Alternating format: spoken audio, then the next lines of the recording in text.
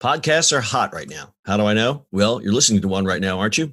But you might be wondering, how on earth do I get my voice out there and start my own podcast? It all seems so intimidating. Between hosting and platforms and monetization, it can get real complicated real quick. Well, I'm going to let you in on a little secret. We started this podcast over 2 years ago, not knowing clue one on how to do it. So how do we do it? We did it with Anchor. Anchor is the free podcast app with creation tools that allow you to record and edit your podcast right from your phone or computer. And Anchor will distribute your podcast for you, so it can be heard on all the platforms like Spotify, Apple Podcasts, and many more. And everybody likes money, right? Well, you can make money from your podcast with no minimum listenership. It's everything you need to make a podcast in one place. So go right now, download the free Anchor app, or go to Anchor FM to get started. It's the E-Commerce Minute, your daily dose of e-commerce, tech, and retail news with your hosts, Bart Mraz and John Suter. The E-Commerce Minute is a production of Sumo Heavy, a digital commerce consulting firm in Brooklyn, New York, and Philadelphia. Find us on the web at sumoheavy.com. It's the E-Commerce Minute, episode 611. In today's episode, ease holiday parking madness with MyPark. Parking at the mall is probably the worst part of shopping, especially during the holidays. Pennsylvanians in particular are especially familiar with this frustration if they've ever been to the King of Prussia Mall, one of the largest and busiest malls in the country. Parking there, and this is not an exaggeration by any means, a nightmare.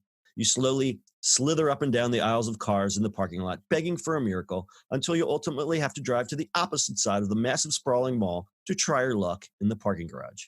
It's not fun, folks, but luckily, someone is finally doing something about it, and just in time for the holidays. Miami-based MyPark is an express parking services company that recently set up shop at King of Prussia in hopes of easing parking stresses by providing reservable parking spots. The app is simple to use. Shoppers download the MyPark app and reserve one of 5 of 13,000 spots on the second level of the orange parking deck. The first 30 minutes are free, and then it costs $3 per hour after. Users reserve the spot they'd like in the app, and when they arrive in the parking garage, they'll tap "Let me in" on the device, and the MyPark reservation device will lower to give them access. The app can also ask customers when they will arrive up to 4 hours in advance, assign them spots, then hold the spot with a device that will retract when the correct vehicle pulls up to it. That parking deck uses space location technology on 4 levels so the customers can tell where the available spaces are before entering.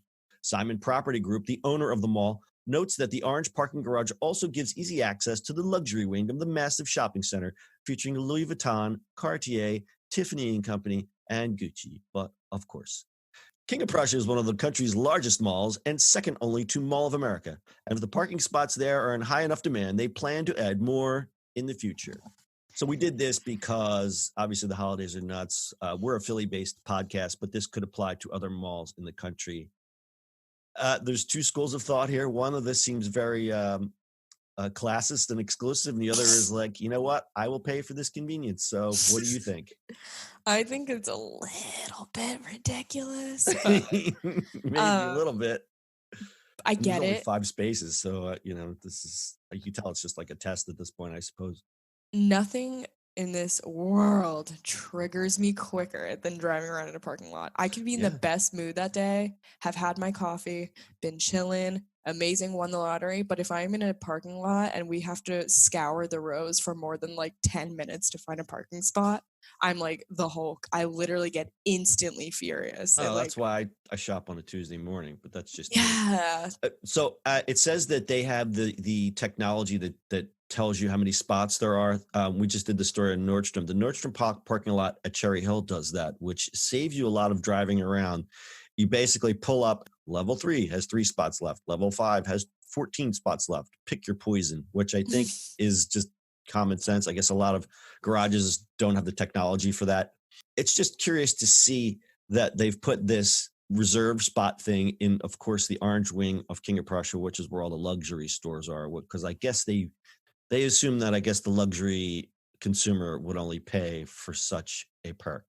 Yeah, that's tea. That's very, very interesting. Because, like, what about, like, people that are handicapped that would benefit from this spot? Well, if there's no other handicap spots. I'm just, like, playing on the other side of the fence with the luxury idea. I get it. You would hope that all the handicap spots were not taken by the people who Oh, let's just say my neighbor who has a plaque and her handicap is, I don't know, just being an idiot.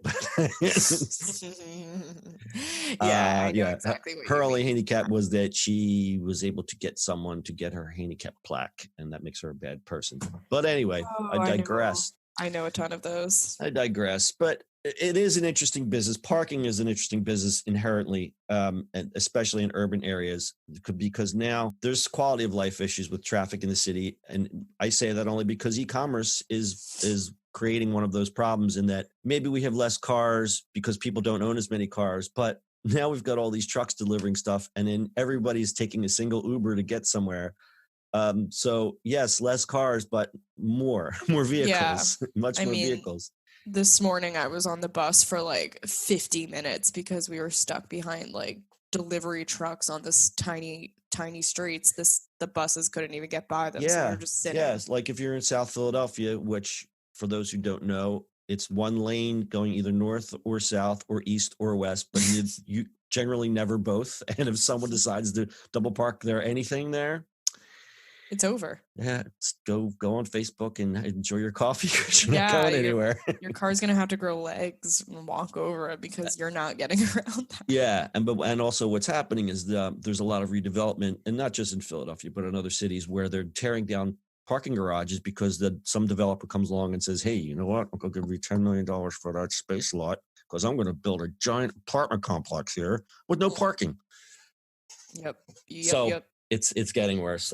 There are potential competitors like Best Parking, Parker, ParkMe, ParkWiz, and Spot Hero that could pose a threat. But those apps focus on urban markets. I think this is a good niche for the people who develop this app. And if they work with Simon, who owns, I guess, most of the malls in the country, good opportunity for them.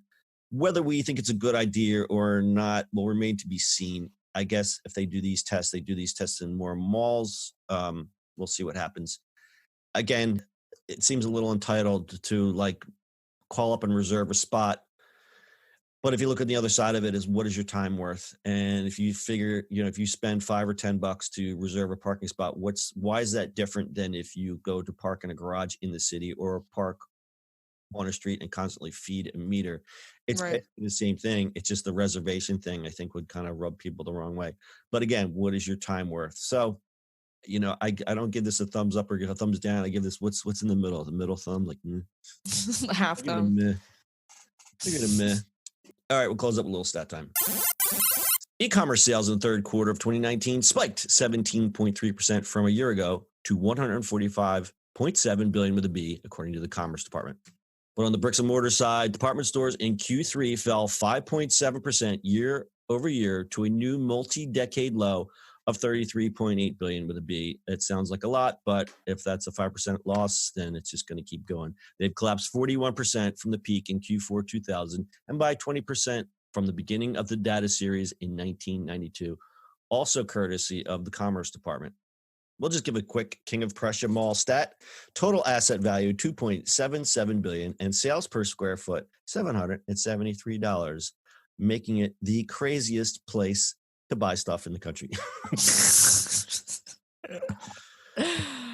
Oh God. No, thank you. All right, got anything else? Nope. All right, there's your e-commerce minute for today. We'll see you on the internet tomorrow.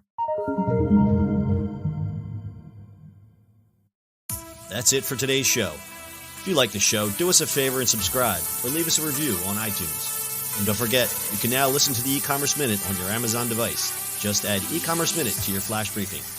And finally, if you have a comment or suggestion or just want to say hi, find us on social media @SumoHeavy.